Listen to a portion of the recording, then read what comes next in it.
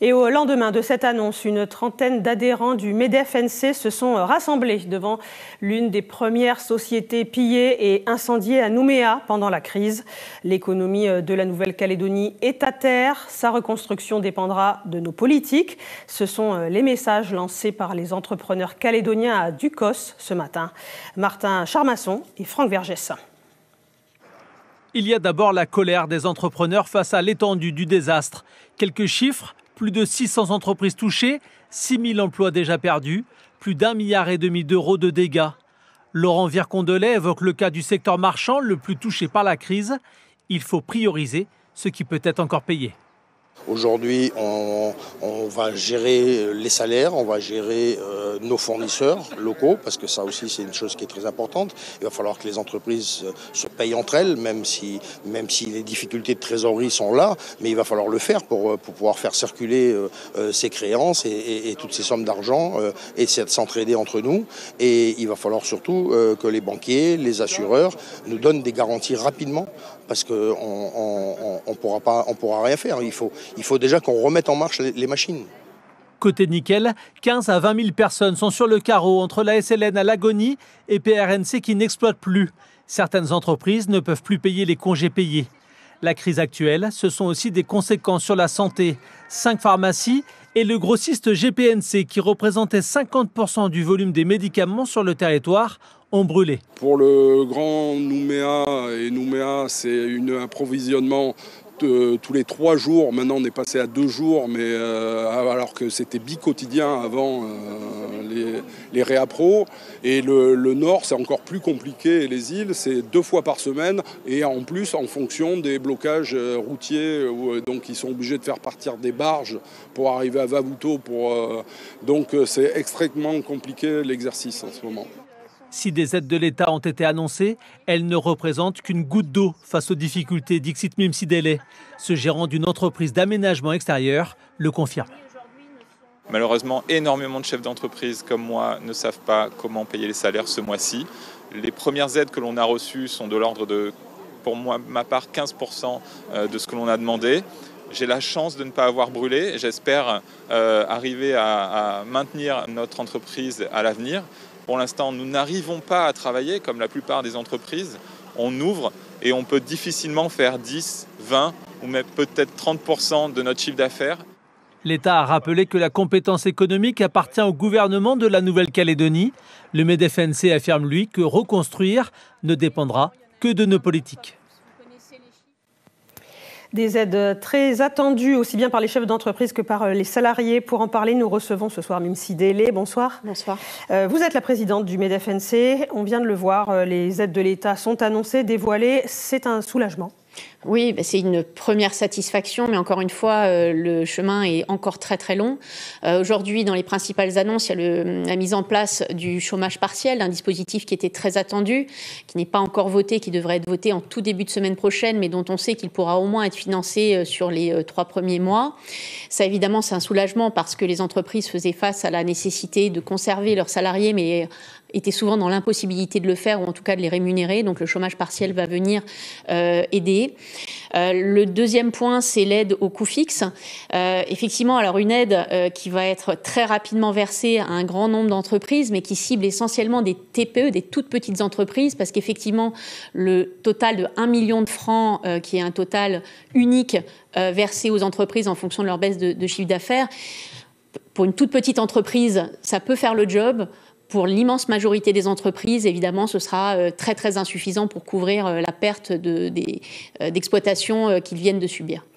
Quand arriveront-elles concrètement? On sait qu'il y a urgence. Oui, alors sur le dispositif de chômage partiel, dès qu'il est voté par le Congrès, il pourra être mis en œuvre avec une prise en charge très très rapide des sommes avancées par les entreprises. Donc ça, c'est un premier point. Sur l'aide au coût fixe, on nous a annoncé que le dispositif serait en ligne dès le 10 juin avec une mise en paiement le 17. Et ensuite, un traitement, et ça c'est important, au cas par cas des plus grosses entreprises qui ont des difficultés parfois considérables. Il faut savoir qu'il y a encore énormément de secteurs qui sont totalement à l'arrêt, qui ne seront pas pris en charge par les assurances, qui est un autre volet du plan d'aide. Et ces entreprises, aujourd'hui, elles fonctionnent au ralenti. Les chefs d'entreprise en ont témoigné parfois ont perdu 80% de leur chiffre d'affaires et dans ces conditions ne pourront pas tenir très longtemps. L'État débloque de l'argent, mais comment est-ce que ça va se passer localement? Vous interpellez le gouvernement? Oui, parce qu'aujourd'hui, l'État, dans son exposé de plan d'aide, a également fait valoir que la compétence économique était à la Nouvelle-Calédonie et aux provinces. Et aujourd'hui, évidemment, face aux mesures annoncées par l'État que nous considérons relativement insuffisantes au regard de la crise, eh bien, on se tourne aussi vers le gouvernement de la Nouvelle-Calédonie pour voir quels sont les dispositifs qui peuvent proposer également de façon à favoriser le maintien de l'activité et la relance. Parce qu'aujourd'hui, nous sommes dans une très très grande incertitude.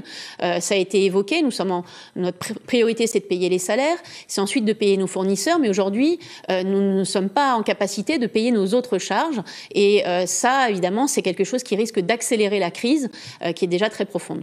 Vous êtes en contact, en relation au sein des cellules de crise, par exemple, avec le gouvernement. Quels sont les échanges aujourd'hui? Essentiellement aujourd'hui avec les membres du gouvernement en charge de la partie chômage partiel, puisque ce texte a été élaboré en collaboration avec eux.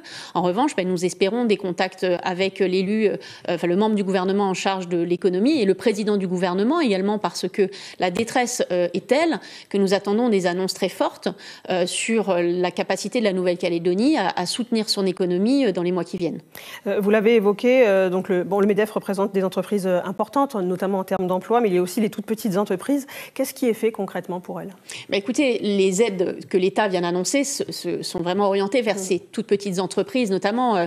Mais pour autant, une fois qu'on a perdu son chiffre d'affaires, et c'est ça le principal problème, et qu'on peine à le recouvrer, l'aide, encore une fois, c'est 1 mois et demi, c'est très court. Après, c'est la question que tout le monde se pose. Si la crise continue, si les blocages continuent, si les consommateurs, et on peut l'imaginer, ne sont pas de retour, qu'est-ce qui va se passer pour toutes ces entreprises? Donc, il est très probable que la Nouvelle-Calédonie va s'enfoncer dans une crise économique qui est très profonde. Et là, c'est important que très rapidement, on ait de la visibilité sur les dispositifs qui vont nous permettre de maintenir l'emploi, maintenir le pouvoir d'achat, parce que sinon, c'est notre système de protection sociale qui va s'effondrer, et avec lui, des situations de détresse très importantes qui risquent de créer une véritable crise sociale en Nouvelle-Calédonie. Justement, il y a énormément d'inquiétudes du côté des salariés. Est-ce que vous travaillez avec les syndicats de salariés? Oui, nous sommes en contact avec les syndicats de salariés qui ont été associés à la présentation de ces plans. Évidemment qu'il y a une grande inquiétude, mais il y a également une forte... je dirais, on a un objectif commun, c'est de sauver l'emploi. Véritablement, les syndicats que j'ai pu rencontrer pour l'instant sont tous dans cette dynamique qui est de se dire comment est-ce qu'on va faire pour sortir les entreprises et les salariés de cette situation. Aujourd'hui, il y a une prise de conscience de la situation très grave dans laquelle nous sommes, qui évidemment touche les entrepreneurs, mais aussi bien sûr les salariés et leurs familles, on en a déjà parlé. Et là, tout le monde va devoir contribuer à cet effort de reconstruction. Un mot sur les assurances. 25 experts venant de l'Hexagone sont arrivés, donc en soutien aux experts locaux. Il faut que ça aille très vite. Oui, ces experts qui ont été envoyés, qui sont arrivés ce matin via un vol militaire, on les attendait avec impatience parce qu'évidemment l'expertise, c'est le point de départ de la possibilité d'une indemnisation et notamment du versement des acomptes.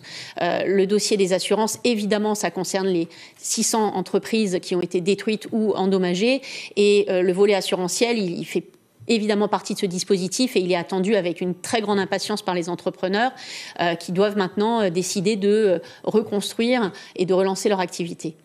Mime Sidélé, il y a aussi dans l'actualité cette tribune signée par plus de 90 personnalités du monde politique et de la société civile, une tribune baptisée « Appel à ceux qui veulent construire ».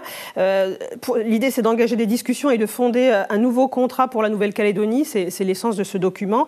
Parmi les signataires, Roch Apikawa, Sonia Lagarde, Christopher Gigès, Isabelle Lafleur, mais aussi des chefs d'entreprise et des médecins, des sportifs.